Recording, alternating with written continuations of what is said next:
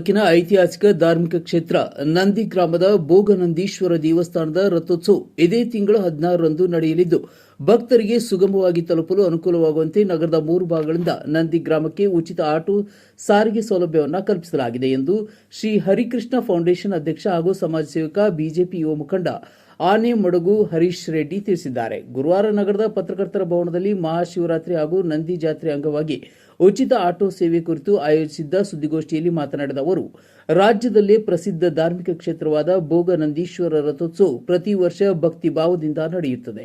ಸುತ್ತಮುತ್ತಲಿನ ಪ್ರದೇಶಗಳಷ್ಟೇ ಅಲ್ಲದೆ ಇತರೆ ಜಿಲ್ಲೆಗಳಿಂದಲೂ ಸಹಸ್ರಾರು ಭಕ್ತರು ಆಗಮಿಸಿ ಧಾರ್ಮಿಕ ಕಾರ್ಯಕ್ರಮದಲ್ಲಿ ಭಾಗವಹಿಸಿ ಭಕ್ತಿ ಪ್ರದರ್ಶಿಸುತ್ತಾರೆ. ಚಿಕ್ಕಬಳ್ಳಾಪುರ ನಗರದ ಜನರಿಗೆ ಅನುಕೂಲವಾಗುವ ಉದ್ದೇಶದಿಂದ ಖಾಸಗಿ ಬಸ್ ನಿಲ್ದಾಣದಿಂದ 10 ಆಟೋಗಳು, ಜೂನಿಯರ್ ಕಾಲೇಜ್ ನಿಲ್ದಾಣದಿಂದ 10 ಆಟೋಗಳು ಹಾಗೂ ನಂದಿ ಕ್ರಾಸ್ನಿಂದ 5 ಆಟೋಗಳನ್ನು ವ್ಯವಸ್ಥೆ ಮಾಡಲಾಗಿದೆ. ಮಹಾಶಿವರಾತ್ರಿಯಿಂದ ಮರುದಿನದ ರಥೋತ್ಸವದವರೆಗೆ 2 ದಿನಗಳ ಕಾಲ ಈ ಉಚಿತ ಆಟೋ ಸೇವೆ ಲಭ್ಯವಿರುತ್ತದೆ.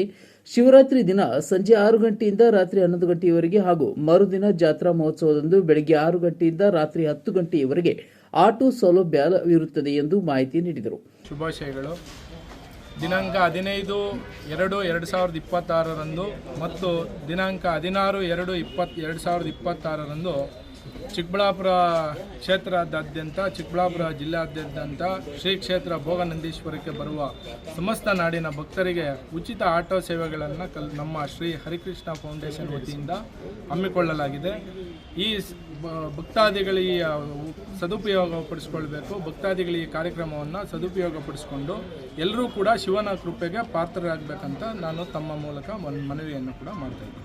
ಸರ್, 15ರಂದು ಜಾಗರಣೆ ಇರೋದ್ರಿಂದ, ನಂದಿ ದೇವಸ್ಥಾನದಲ್ಲಿ ಜಾಗರಣೆ ಇರೋದ್ರಿಂದ 15ನೇ ತಾರೀಕು ಸಂಜೆ 6 ಗಂಟೆಯಿಂದ 10 ಗಂಟೆವರೆಗೂ ಸ್ಥಳ ಸಿವಿಲ್ ಬಸ್ ಸ್ಟಾಪು ಮತ್ತು ಜೂನಿಯರ್ ಕಾಲೇಜ್ ಮುಂಭಾಗ ಹಾಗೂ ನಂದಿ ಕ್ರಾಸ್ನಿಂದ ಶ್ರೀ ಕ್ಷೇತ್ರ ಭೋಗನಂದೀಶ್ವರ ದೇವಸ್ಥಾನದ ಆವರಣದವರೆಗೂ ಕೂಡ ಸೇವೆಯನ್ನು ಸಲ್ಲಿಸ್ತೀವಿ. ಅದೇ ರೀತಿ ದಿನಾಂಕ 16ರಂದು ಬೆಳಿಗ್ಗೆ 6 ಗಂಟೆಯಿಂದ ರಾತ್ರಿ 10 ಗಂಟೆವರೆಗೂ ಕೂಡ ಆಟೋಗಳು ನಿರಂತರ ಚಾಲನೆಯಲ್ಲಿ ಸೇವೆಯನ್ನು ಮಾಡುವಂಥ ಕೆಲಸ ಮಾಡ್ತಾ ಇದ್ದೀವಿ. ಈ ಸೇವೆಯಲ್ಲಿ ಎಷ್ಟು ಆಟೋಗಳು ಪಾಲ್ಗೊಳ್ತಿದೆ? 25 ಆಟೋಗಳು ಪಾಲ್ಗೊಳ್ತಾ ಇದೆ. ಜೂನಿಯರ್ ಕಾಲೇಜ್ ಬಳಿ 10, ನಮ್ಮ ಸಿವಿಲ್ ಬಸ್ ಸ್ಟಾಪ್ ಬಳಿ ಅದು, ಕ್ಷೇತ್ರ ಹತ್ತಿರ ಇರೋದ್ರಿಂದ ನಂದಿ ಕ್ರಾಸ್ನಿಂದ 10.